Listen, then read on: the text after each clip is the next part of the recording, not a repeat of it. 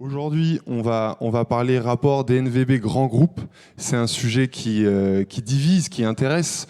Il y a d'ailleurs un fait, c'est que aujourd'hui, quasiment aucun grand groupe, même pas quasiment, c'est qu'aucun grand groupe n'a accepté de venir. Alors, est-ce qu'ils ont peur? Est-ce qu'ils ont peur d'être copiés? Est-ce qu'ils ont peur qu'on les interpelle? Je ne sais pas. On va d'ailleurs se poser la question, alors que malgré tout, les destins sont liés. Il y a une étude de DNG qui est sortie en janvier. On estime à 63 rapports grands groupes DNVB. Si j'ai les chiffres exacts, c'est 28 acquisitions, 12 incubations et 23 equity rien qu'en France. Donc ça commence à faire pas mal. Donc finalement, c'est un peu les meilleurs ennemis. Pour cette conférence, on a quatre invités, sincèrement très prestigieux, vraiment, parce qu'on a, je pense, quatre personnes qui savent réfléchir et qui savent vous faire passer un message intéressant. Premièrement, on a Anthony Bourbon, qui est le fondateur de Feed, cette food tech dont presque tout le monde parle et je pense dont les grands groupes ont très très peur. Bonjour Anthony. Bonjour. Ensuite, on a Émeric Grange, fondateur de 900 Care, qui est juste impressionnant, lancé crowdfunding juin de l'année dernière, c'est ça? Lancé officiellement décembre, 10 millions de levées, 20 000 clients, enfin c'est juste absolument délirant. Bravo, salut Émeric, je te dis bravo, bonjour à tous. Ensuite, on a Joël Plat, qui est un peu notre caution grand groupe aujourd'hui, qui est ancien de chez Apple, qui a bossé pour la Fnac, qui a bossé pour Decathlon, qui aujourd'hui est à la tête d'un cabinet qui travaille beaucoup sur l'humain qui est un sujet évidemment hyper important pour les DNVB. Bonjour Joël. Bonjour Sébastien. Et puis, on a un petit nouveau un peu dans le monde des DNVB qui finalement représente un énorme groupe parce que c'est Clément qui est Tardy, qui nous vient de chez Ubisoft. Ubisoft, c'est quasiment 2 milliards de chiffre d'affaires, c'est 7 milliards de valorisation. Et pourtant, finalement, c'est une sorte de petite DNVB qui se réinvente et qui va ce qu'on appelle direct to player. Donc c'est pour ça qu'on avait évidemment très envie de l'avoir aujourd'hui. Bonjour Clément. Bonjour. Alors, ma première question, elle va à toi, Anthony. Pourquoi il n'y a pas un grand groupe présent? C'est effectivement les meilleurs ennemis, t'en parlais tout à l'heure. Il y a une tension puisque les startups, leur objectif, c'est de disrupter le marché et d'aller tuer les grands groupes. Donc forcément, ça crée des tensions. Dans la réalité des faits, ce qu'on observe, c'est que la plupart du temps, les startups sont rachetées par les grands groupes parce que quand on te met 200, 300, 500 millions sur la table, ça change ton parcours personnel. Donc c'est presque dommage que des DNVB ne restent pas un peu plus longtemps autonomes, indépendantes. Mais l'argent, la plupart du temps, tue la volonté initiale du projet. Maintenant, il y a aussi des choses à construire avec eux. Nous, on le voit, on discute beaucoup avec des industriels, que ce soit les grands groupes qu'on connaît tous. Ça nous permettrait potentiellement d'aller chercher de nouveaux points de vente, d'avoir plus de puissance marketing. Donc c'est toujours un débat assez compliqué à voir, à la fois avec tes investisseurs, à la fois avec ta morale personnelle. Je sais qu'il y a des startups qui refusent de parler complètement aux grands groupes. Donc vraiment, c'est une question d'état d'esprit et de ce que tu veux faire. Maintenant, on voit une évolution quand même assez claire. Je pense à Carrefour qui vient d'investir dans Cajoo. Il y a pas mal de groupes qui ont fait des acquisitions. Et ça montre qu'il y a une envie de travailler en commun. Et je trouve ça bien, moi, qu'il y ait une sorte de mise en relation assez naturelle, de manière à ce que les startups grossissent le plus possible. Il vaut mieux que la marque soit mondialement connue plutôt que de rester un peu dans ton délire seul et puis au final de mourir et de faire faillite. Parce que la réalité, c'est qu'il y a quand même très peu de startups qui sont rentables et qui arrivent à passer les 100 millions d'euros de chiffre d'affaires. Donc en dessous de 100 millions, tu ne peux pas du tout rivaliser avec les grands groupes. Donc voilà, chacun son choix. Ouais, c'est sûr. Alors, tu parlais d'indépendance, on en parlait, Émeric, au téléphone. Pour toi, dans l'univers du jeu vidéo, c'est très différent parce qu'un petit studio qui arrive à être indépendant, c'est quasi mission impossible. Comment on l'explique, ça ? En effet, ça dépend aussi pas mal de ton produit. Un jeu vidéo à produire, alors tu as plein de jeux hyper casual. Le mythe du mec dans sa chambre qui arrive à développer un super jeu, voilà, c'est un mythe. La réalité, c'est que nous, un jeu vidéo, c'est 4 ans de production pour sortir un jeu. Et encore, ça peut décaler, parce que tu as un standard de qualité où aujourd'hui, c'est comme des productions de films et c'est même pire. Donc, c'est des millions, des centaines de millions plutôt d'euros que tu investis. Donc forcément, pour aller disrupter le marché, alors ça existe, hein, mais faut quand même avoir les reins solides, faut avoir prouvé, faut avoir un paquet de pognon. Donc c'est une grosse complexité de venir disrupter ce marché-là parce que tu as une barrière à l'entrée qui est énorme, forcément. C'est un peu pareil sur les startups tech ou autres, c'est très très compliqué. Mais tu as quand même ce besoin-là parce que ce qu'on parle d'indépendance, de DNVB, ça parle aussi aux consommateurs et à la façon dont évoluent les modes d'achat et ce que recherchent les utilisateurs. Donc, gros enjeu aussi pour nous, de nous adapter à toute cette phase-là, de mieux adresser nos consos en direct. Donc, ce qu'on se disait la dernière fois, mais on a créé une entité chez Ubisoft. Donc, Ubisoft, c'est un groupe, on est 20 000. Hein, donc, on n'est pas un grand groupe, mais ça commence à faire. On a créé une entité d'une centaine de personnes qui s'appelle Direct to Player, dont le but justement est de remettre la relation en direct avec nos consommateurs. On a toujours plein de partenaires, comme vous pouvez avoir les partenaires de retail et autres, mais on aime bien aussi avoir notre canal de distribution en propre, à la fois pour des raisons évidentes de marge, mais aussi pour être capable de parler à nos joueurs de façon directe, de leur adresser toute la partie CRM et d'être en charge de ça. Donc le côté indépendant, c'est hyper important. Même pour les grands groupes, je pense que tu as un enjeu aujourd'hui de te dire, OK, comment je reprends la main sur la communication et comment j'arrive à avoir un dialogue one-to-one avec mes consos. Toi, Aymeric, du coup, tu as lancé 900 Care, qui sont donc des cosmétiques solubles pour la plupart ou à croquer. Sur le papier, comme ça paraît pas être une innovation de dingue. Ça paraît même assez malin. On pourrait même imaginer que ça aurait pu être une innovation d'un grand groupe pour éviter des coûts de transport et autres. Comment on explique qu'aucun d'eux ne l'ait fait avant ? Je pense qu'il y a plein de choses. Moi, c'est un sujet auquel j'ai beaucoup réfléchi parce qu'avant de lancer 900 Care, j'étais au BCG, qui est un grand cabinet de conseil, et je bossais pour ces grands groupes. Et donc, quand je me suis lancé, forcément, je me suis posé la question de qu'est-ce qui les empêche de faire pareil. Et en gros, j'ai identifié 3 trucs. Le premier, c'est déjà des raisons d'allocation budgétaire. En gros, ils préfèrent mettre l'argent sur les grosses marques, les grosses cash-co et pas prendre de risques plutôt qu'aller lancer un truc disruptif qui peut les cannibaliser. Le deuxième, c'est une question de compétence parce que, en gros, ces grands groupes, c'est pas pour dire qu'ils sont pas compétents, c'est pour dire qu'ils ont une compétence qui est spécifique, qui est de gérer des grosses marques et d'aller optimiser la bonne promo, le bon canal de distribution. Mais en revanche, lancer quelque chose de zéro, c'est compliqué. Et enfin, le dernier truc, c'est que finalement, quand on parle d'innovation, là, tu penses aux produits. Donc oui, en effet, est-ce que L'Oréal ou est-ce que P&G est capable de reproduire notre innovation dans ces labos de R&D où ils ont beaucoup plus de moyens? A priori, oui. Même chose avec les gens de la food et je pense vos bars. Mais après, derrière, il y a plein de choses qui sont complexes dans la mise en œuvre. Tu as l'industrialisation. Faire du solide, en fait, c'est pas les mêmes machines que faire du liquide. Et donc, est-ce qu'il faut réinvestir dans une ligne de production? Tu as la communication. Eux, ils sont très forts pour faire de la pub télé, mais tout ce qui est opération de marketing un peu plus street marketing, tout ce qui est réseaux sociaux, ils maîtrisent beaucoup moins. Enfin, personne, je crois, ici, je me trompe peut-être, mais personne ne doit suivre Colgate sur les réseaux sociaux. Et après, il y a tout le mode de commercialisation direct to consumer. C'est-à-dire que c'est des gens qui ne vendent pas en direct aux consommateurs, notamment parce qu'ils ont des conflits avec leurs retailers. En gros, ils ont des grosses négos avec Carrefour, avec Leclerc chaque année. S'ils disent non, en fait, on va vous squeezer et on va lancer notre canal, c'est compliqué. Et en fait, pour toutes ces raisons, c'est hyper dur pour un grand groupe de lancer une nouvelle marque, une nouvelle offre très, très innovante avec ces business models direct to consumer. Et je rejoins ce que disait Anthony. En fait, ce que moi j'ai vu au BCG et ce que je continue de voir depuis que j'ai lancé 900 Care, c'est que les grands groupes, ils sont en train de sortir leur budget innovation et de le mettre dans du budget M&A, parce que plutôt que lancer un truc et risquer de se planter, ils préfèrent voir ce qui se passe et racheter la pépite qui va exploser.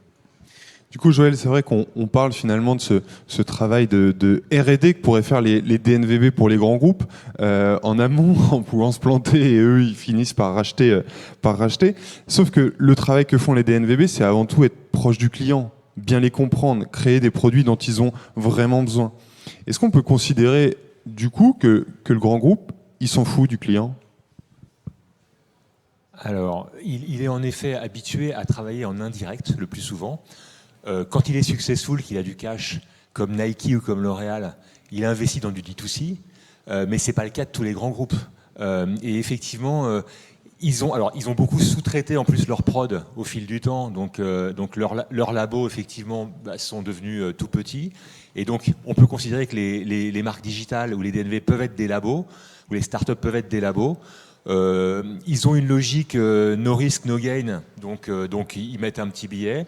Mais je crois que pour revenir au point précédent, qui est quand même aussi très intéressant, je vais revenir quand même à ta question sur les clients, mais le point c'est pourquoi un grand groupe s'allie-t-il avec une start-up, pour voir, pour l'assécher, pour éviter qu'elle lui fasse de la concurrence, pour contrer la concurrence d'un tiers concurrent qui a la même stratégie, parce qu'elle n'a pas la capacité d'innover, ou parce qu'elle est pétée de cash et que ça lui permet, le grand groupe, le corporate va comme ça avoir un potentiel d'investissement et de diversification.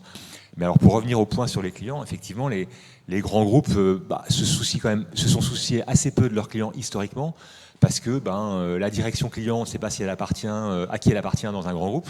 Client interne, client externe, c'est toujours assez complexe. Alors que les DNVB, elles ont un seul focus, c'est le client. Un deuxième focus, voire même le même focus, c'est l'employé. On en reparlera peut-être. Donc, c'est vrai que c'est une philosophie différente. Mais je pense qu'il y a un potentiel pour les grands groupes à apprendre aussi, potentiellement. Mais regardons, quand je vous ai écouté parler, regardons ce qui vient des États-Unis, que tu connais bien, Sébastien. Les cas de grands groupes de corporate qui ont racheté des DNVB, elles ont souvent payé des fortunes, donc youpi pour les boîtes qui ont été rachetées, mais elles n'en ont rien fait. Les marques ont végété. Et donc je pense qu'en France, on est prudent là-dessus. Pas dépenser des fortunes, pas mettre du cash pour des actifs qu'on ne va pas exploiter, qui ne vont pas avoir le payback derrière et qui ne vont pas être valorisés par les actionnaires ou par la bourse. Parce que c'est ça la philosophie d'un grand groupe. D'ailleurs, c'est amusant, ça devient aussi la philosophie des marques digitales, la valo. Donc voilà, ça c'est les enjeux des corporates. Et en effet, dialoguer avec des marques qui sont digitales, qui sont proches de leur communauté, etc. Quand les grands groupes sont anti-digitales par définition, parce qu'elles sont principalement en effet engluées dans leur négo avec les distributeurs, directs ou indirects, et elles sont très très peu proches de leur client final qu'elles connaissent pas, ça devient un dialogue de sourds, je pense. J'aimerais qu'on parle de clients internes, clients externes, avec finalement ceux que vous allez pouvoir toucher et puis vos potentiels revendeurs. Vous avez pris le pari de pivoter quand même pas mal sur le client direct. Comment ils réagissent, vos revendeurs? Est-ce qu'ils n'ont pas juste envie de vous... Enfin, vous êtes hyper puissant, donc ça doit être difficile de vous enlever de leur boutique. C'est un peu comme s'ils décidaient de plus vendre Coca. Mais c'est quoi la relation qui se crée du coup entre vous et eux?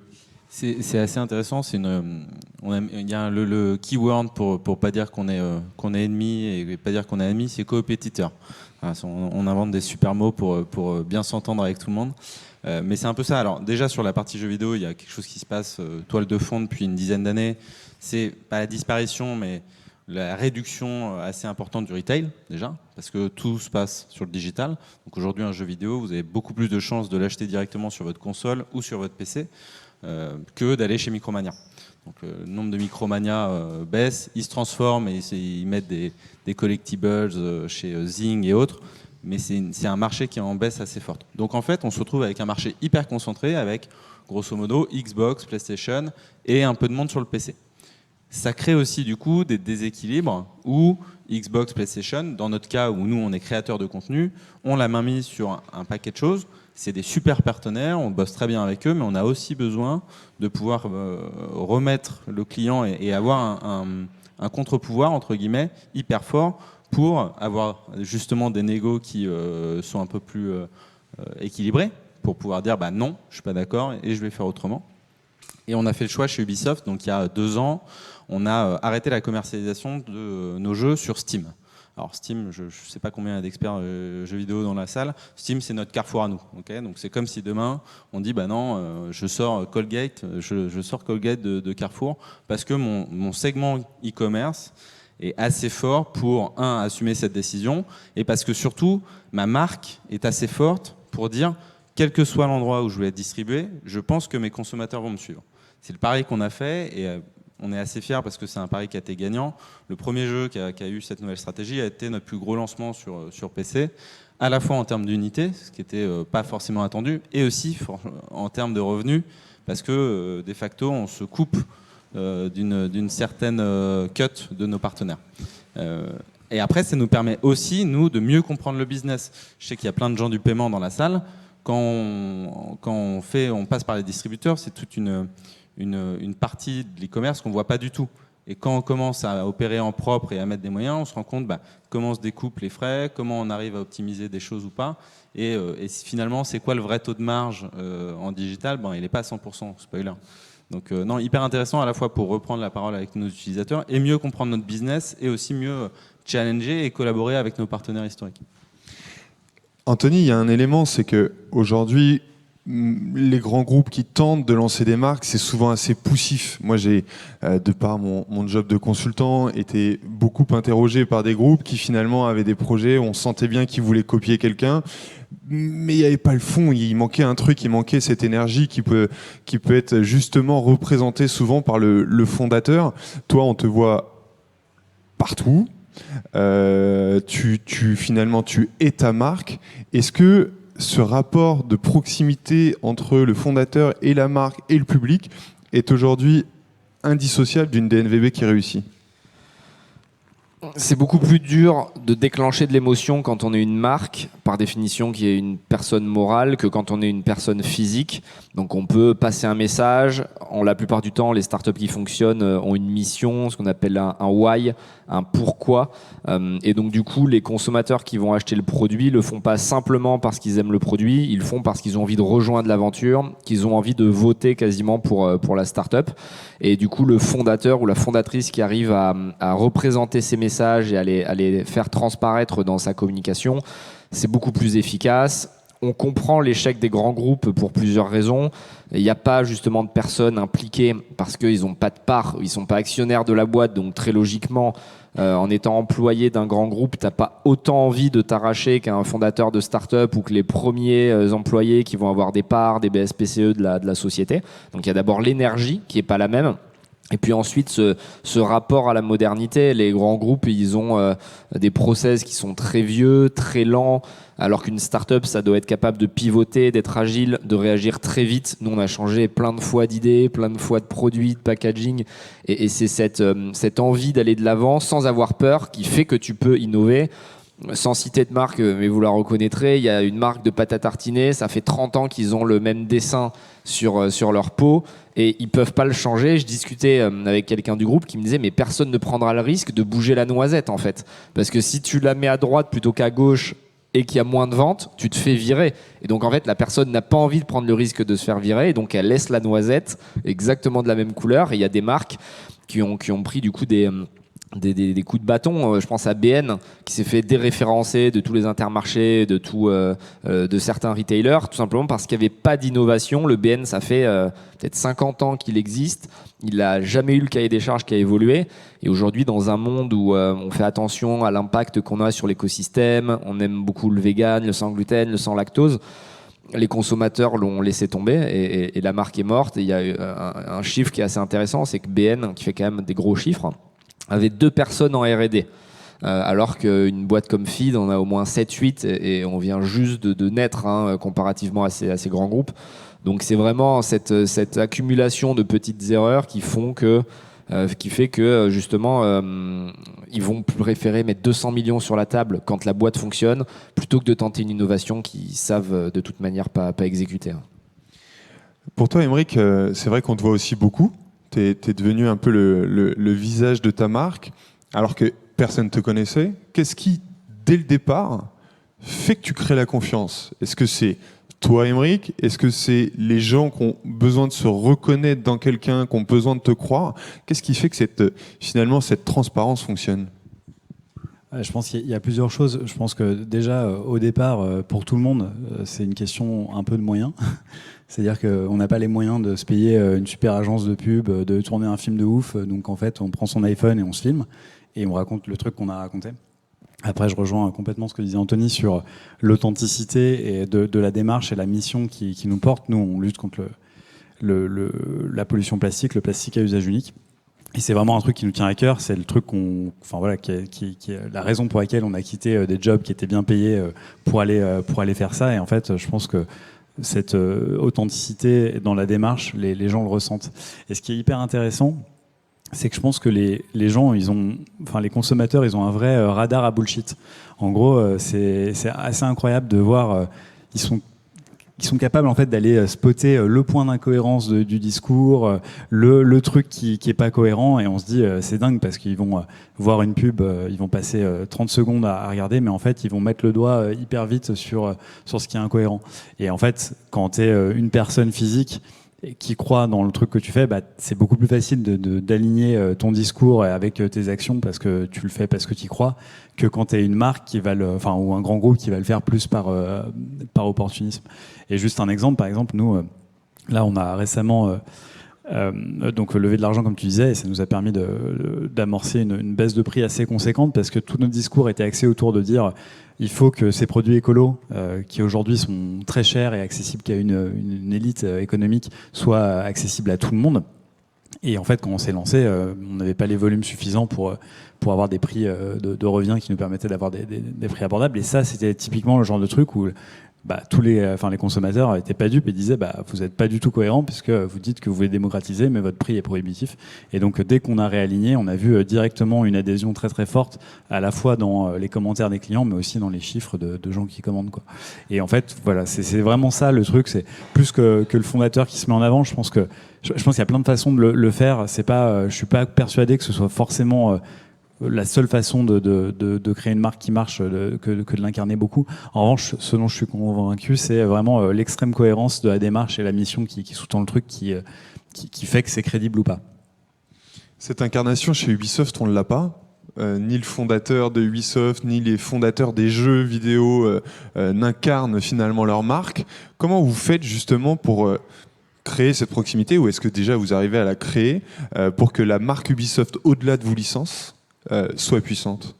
C'est un super enjeu. Alors déjà, c'est à quel point on a besoin ou envie d'incarner. On se pose aussi la question de dire, il y a un moment, est-ce qu'il faut connaître Ubisoft ou est-ce qu'il faut connaître Assassin's Creed, Les Lapins Crétins, Just Dance? Et donc il y a une vraie question de se dire, dans le métier du divertissement, est-ce que j'incarne pas déjà quelque chose de beaucoup plus fort que ma personne ou ma boîte, parce que j'arrive à divertir des millions de personnes?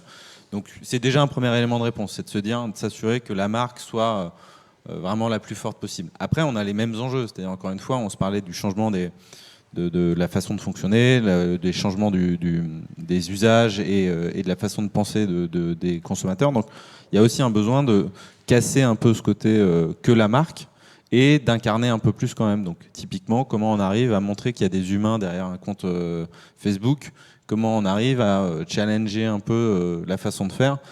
C'est typiquement les marques comme Feed et 900Care, c'est aussi moi des exemples que je prends auprès de mes équipes et de nos agences pour dire on fait du divertissement, c'est pas possible d'avoir des créas qui sont moins sympas, moins impactantes et moins regardées que des marques de food et dentifrice sans aucun mépris du tout. Au contraire, moi j'ai un énorme respect de pouvoir voir ces marques qui vendent des objets du quotidien raconter une histoire qui est plus intéressante que moi qui fais du jeu vidéo. Donc là, il y a un énorme challenge et comment on arrive à le relever aussi sur comment j'incarne, comment je casse cette barrière de j'ai du monde derrière l'écran. Et donc typiquement, on a mis en place des initiatives. Instagram s'y prêtait pas mal sur les stories et Twitch aussi, qui est un réseau social hyper important sur le jeu vidéo en streaming, où on est venu, côté Ubisoft, créer du contenu Twitch avec les gens du bureau. Donc moi, si vous regardez, je suis sur Twitch en train de dire viens jouer aux jeux vidéo, on joue ensemble, on te montre une preview. Et on a fait le choix d'incarner ça, nous, au sein du bureau, plutôt que de le laisser, et on aurait pu le faire à des influenceurs uniquement ou mettre des représentants, des présentateurs. On a fait le choix de le faire en interne, donc c'est pas du tout professionnel, il y a évidemment plein de... Mais c'est humain, c'est beaucoup plus... Et là-dessus, on a eu d'excellents résultats sur le retour consommateur, les gens qui nous regardent, où c'était hyper bienveillant parce que on est dans le jeu vidéo, encore une fois, c'est un milieu de passionnés. Quand vous avez un jeu qui bug, je peux vous assurer que votre reach, il éclate, votre engagement, il éclate, mais pas pour les bonnes raisons. Donc c'est aussi un moyen pour nous de montrer qu'on est là, qu'on est des vraies personnes et qu'on peut discuter. Et c'est un peu ce qu'on retrouve dans tout ça, c'est le côté incarnation. Maintenant, nos marques restent l'incarnation les plus importantes. Nos héros sont plus importants que nous-mêmes. Joël, on voit une vraie défiance du public et surtout des plus jeunes vis-à-vis des grands groupes. On a cette sensation qu'ils sont distants, qu'ils nous mentent, qu'ils nous manipulent. est-ce qu'on peut imaginer à un moment que la courbe puisse s'inverser, qu'il puisse redevenir tendance, redevenir intéressant, redevenir transparent? Ah, c'est rigolo. Alors ça, là, c'est ma casquette prof à Dauphine, prof à Sciences Po.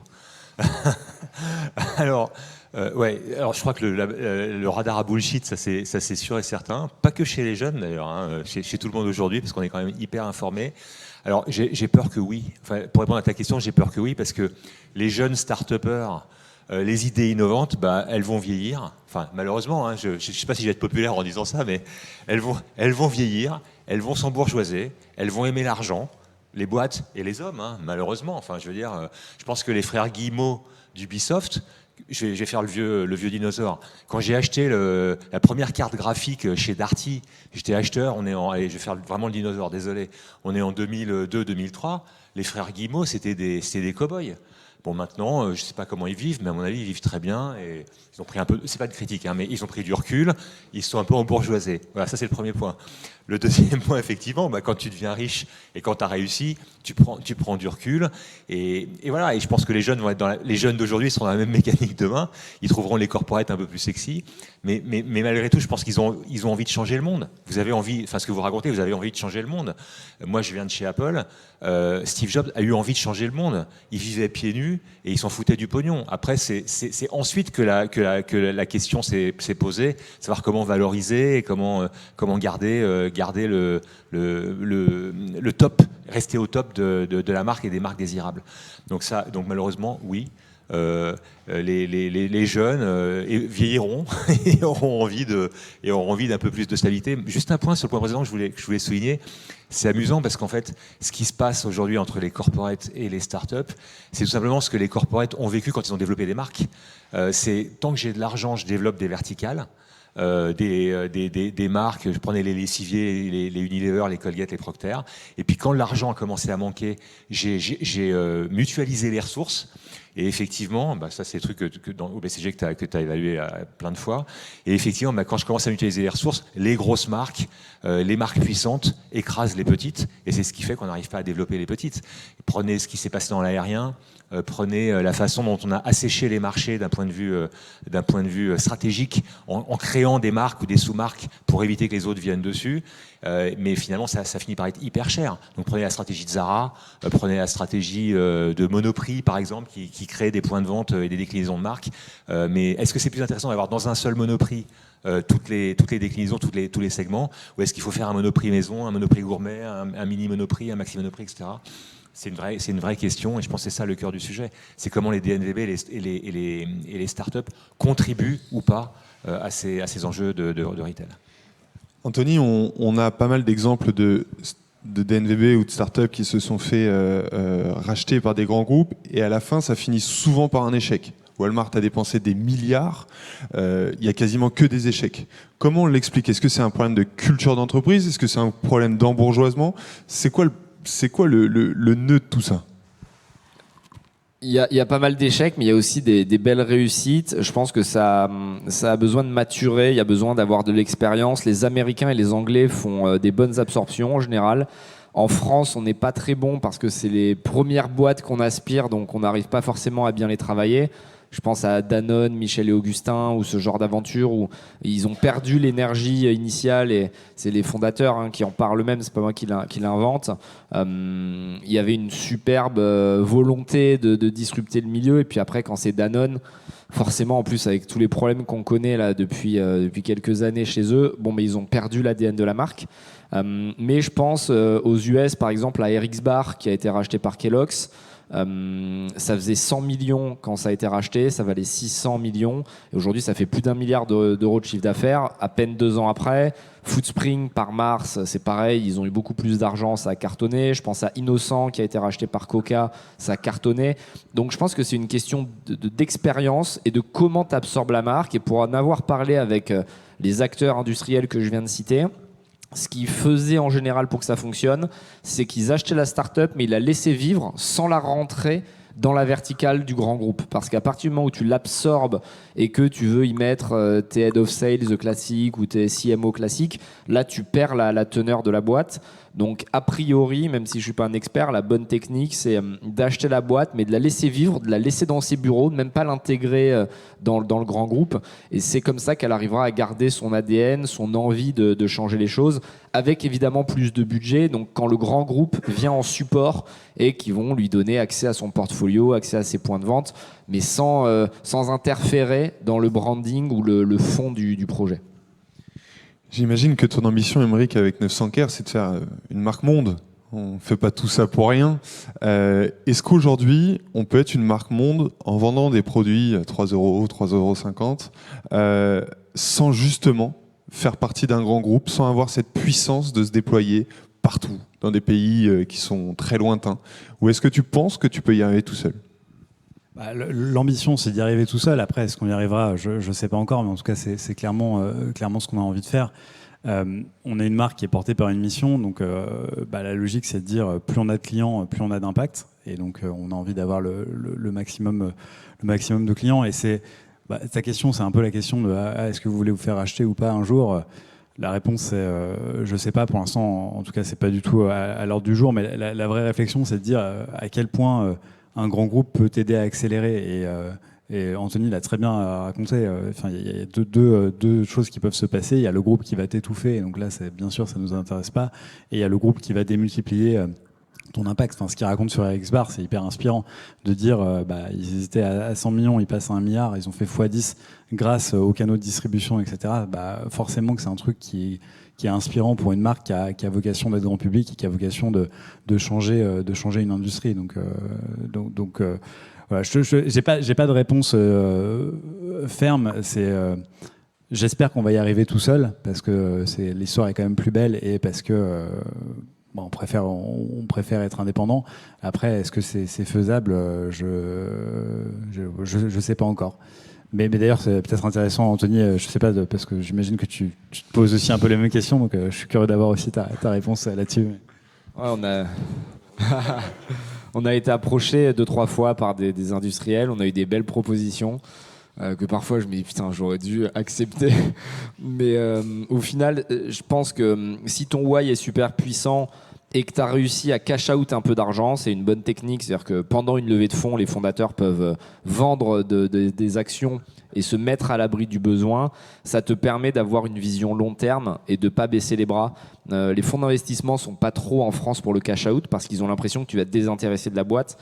Alors qu'en réalité, moi, ça m'a permis, en tout cas de mon côté, d'être encore plus focus pour pas essayer de gagner de l'argent à côté, faire de l'immobilier, des trucs pour te sécuriser, parce qu'une start-up, c'est pas bien payé. Quand tu commences, tout le monde pense que tu vas gagner beaucoup d'argent, mais en réalité, les 2 premières années, tu te payes pas généralement, ou très peu, et à partir de la 3e, 4e année, tu te mets un salaire, mais qui est loin d'être impressionnant par rapport à ce que tu pourrais gagner avec ton CV chez des grands groupes ou dans des grosses boîtes.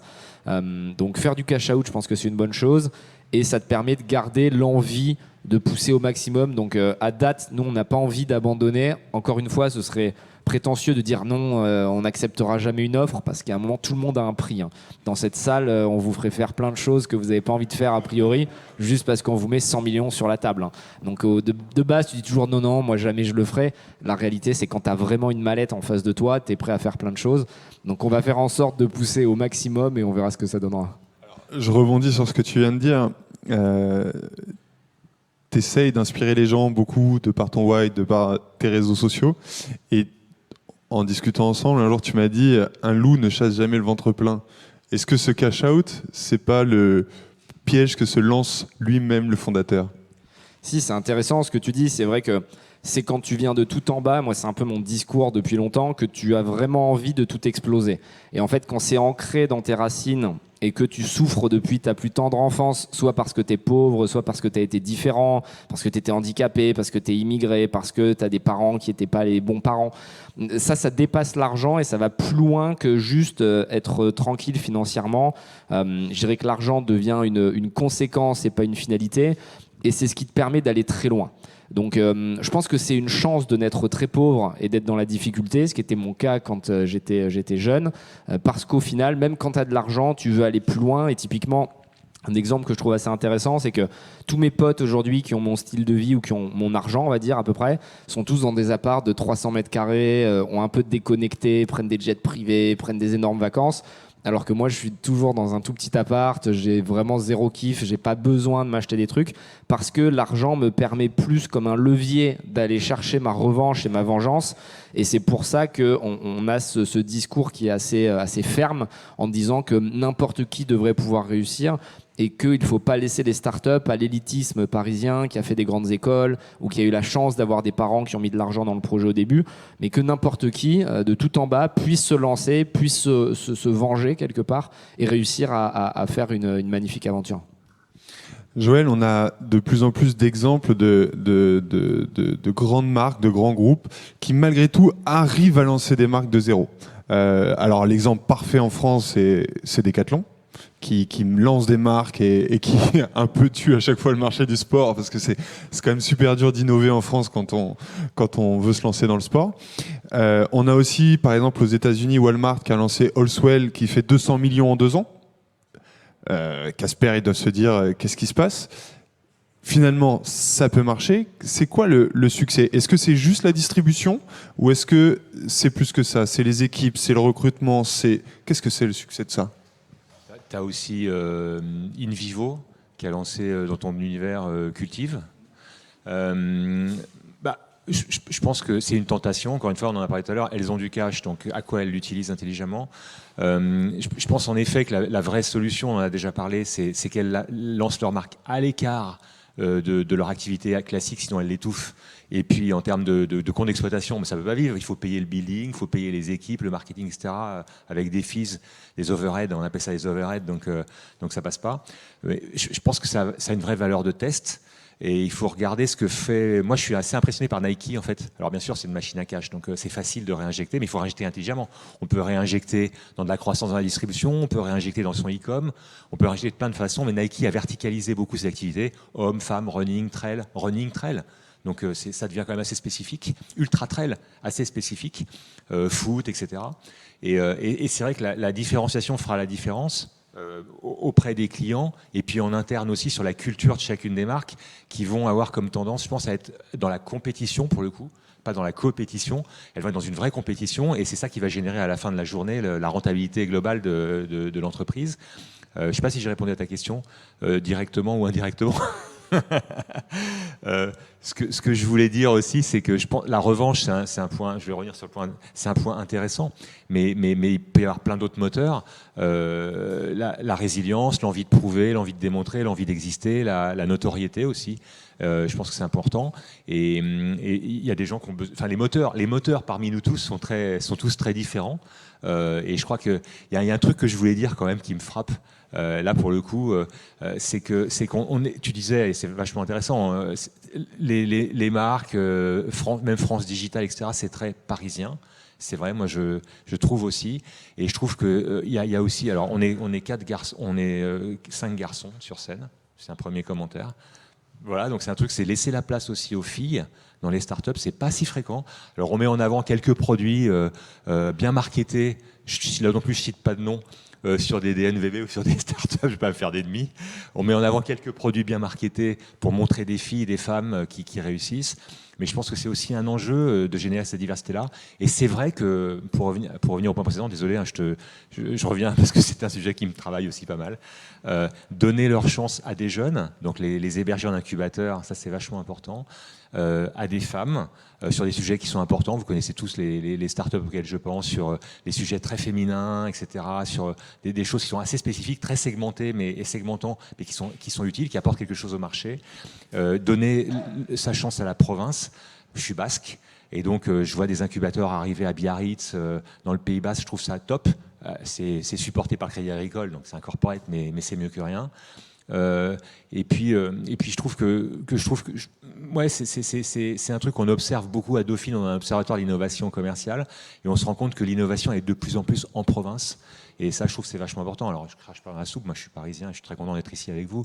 Mais c'est un point important, c'est de valoriser aussi la créativité en province et transfrontalière aussi. On est un peu franco-français parfois.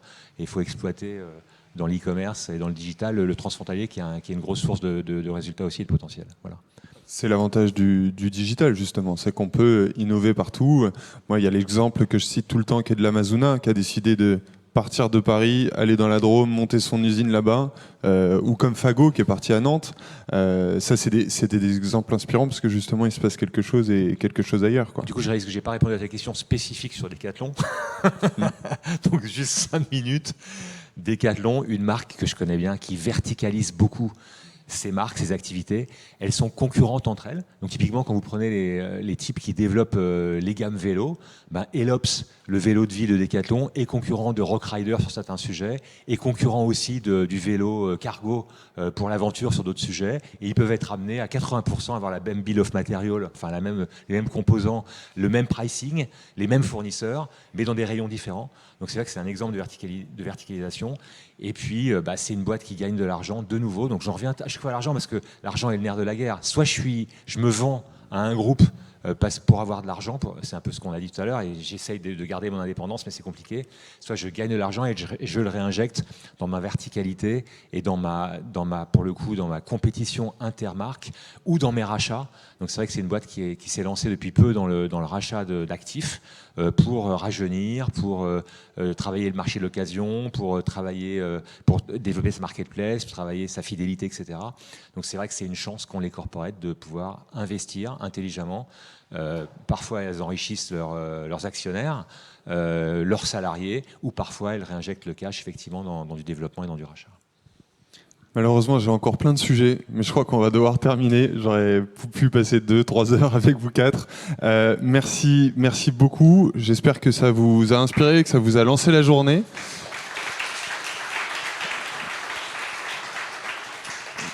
N'hésitez pas à aller les suivre tous les quatre sur les réseaux parce que c'est vraiment hyper inspirant. Ça va vous donner plein d'idées, de contenu et tout ça. Et puis d'aller consommer leur marque parce que c'est aussi hyper important. Tiens, d'ailleurs, tu as un nouveau produit, c'est ça ? Ouais, Je te laisse une minute. C'est gentil, merci beaucoup. C'était pas prévu, hein, c'était pas organisé. Mais on va lancer des barres protéines dans 2 jours, même demain, je crois. Parce que Feed est passé du repas complet, qui était notre cœur de métier, à du snacking fonctionnel. Donc pour tous les moments de la journée, maintenant, il y a des barres qui sont adaptées. Énergie le matin avec de la caféine, immunité avec 1 milliard de prébiotiques, probiotiques, des barres protéines. Donc pour tous les moments de la journée, vous avez un feed qui est adapté. Et celle-ci qui vient de tomber est justement super bonne, donc n'hésitez pas à le tester. Ça veut dire que tous les reproches qu'on pouvait faire à Feed, c'est pas très bon, c'est pas très utile, etc. Maintenant, on pourra plus te les faire, quoi. Ouais, c'est vrai, c'était important et c'est là aussi le but d'une start-up, c'est être capable de pivoter. On savait que le repas complet, c'était un produit qui n'était pas forcément adapté au pays, à la France, parce qu'on a envie d'être à table, mais c'était aussi super clivant et donc c'était une stratégie de commencer par un produit rupturiste pour ensuite aller sur du snacking qui est beaucoup plus classique, qui est bien meilleur parce que tu n'as pas besoin de mettre autant de nutriments à l'intérieur. Et c'est beaucoup plus simple de remplacer son Kinder Bueno ou son Mars par un produit qui est healthy avec un super cahier des charges et qui en plus est fonctionnel. Et c'est la grande mode aux US et dans les pays nordiques. Ça vient juste d'arriver en France. Donc n'hésitez pas à essayer. Merci à tous, bonne journée et j'espère à bientôt.